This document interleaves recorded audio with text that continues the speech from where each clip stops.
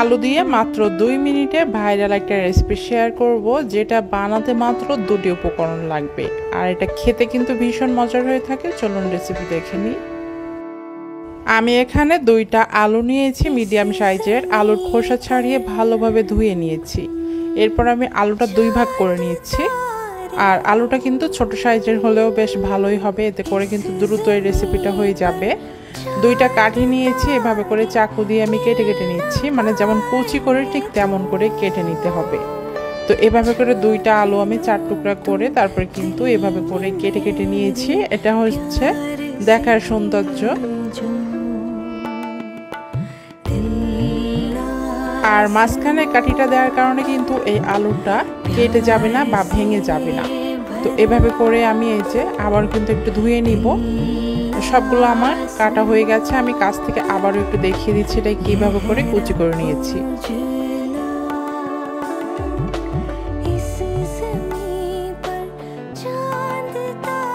আলুগুলো ভালোভাবে ধুয়ে এরপর আমি এখানে লবণ দিয়ে দিচ্ছি। লবণ দিয়ে এটা আমি মাখিয়ে রেখে দিব প্রায় 15 মিনিটের মতো। হাতের সময় কম থাকলে 5 মিনিট রেখে দিলে চলবে। লবণটা মাখিয়ে রাখার কারণে আলুর যে এক্সট্রা স্টার্চ সেটা কিন্তু বের হয়ে আসবে এবং পানিটা এই যে আর খুব দ্রুত কিন্তু এটা সিদ্ধ হয়ে যাবে।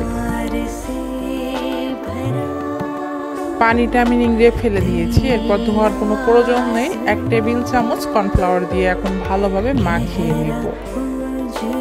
এখানে কিন্তু আমি আর কোনো কিছু ব্যবহার করব না, জাস্ট কর্নফ্লাওয়ার দিয়ে ভালোভাবে এটা মানে ভিতরটা লাগিয়ে নিয়েছি এই যে। আর এরপর কিন্তু এটা রেখে দেওয়া যাবে না, সঙ্গে সঙ্গে ভেজে নিতে হবে।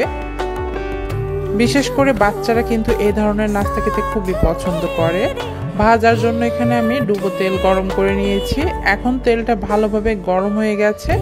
এর মাঝে আমি আলুগুলা দিয়ে দিব।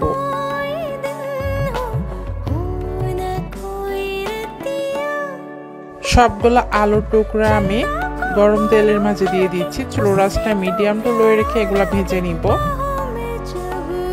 আর এগুলা কিন্তু আমরা যে 10 মিনিট রেস্টে রেখেছিলাম লবণ দিয়ে মাখিয়ে, এটার কারণে আলুটা খুব দ্রুত কিন্তু সিদ্ধ হয়ে যাবে।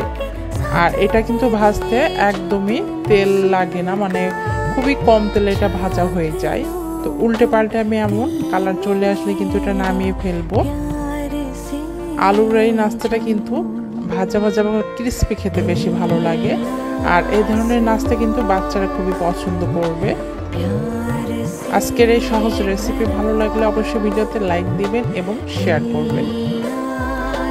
আলুর এই নাস্তাটা যত বেশি ঠান্ডা হবে ততই কিন্তু ক্রিস্পি হবে। এখন আমি এটা ভেঙে দেখাবো এবং ভিতরটা কতটা সিদ্ধ হয়েছে সেটাও দেখিয়ে দিচ্ছি।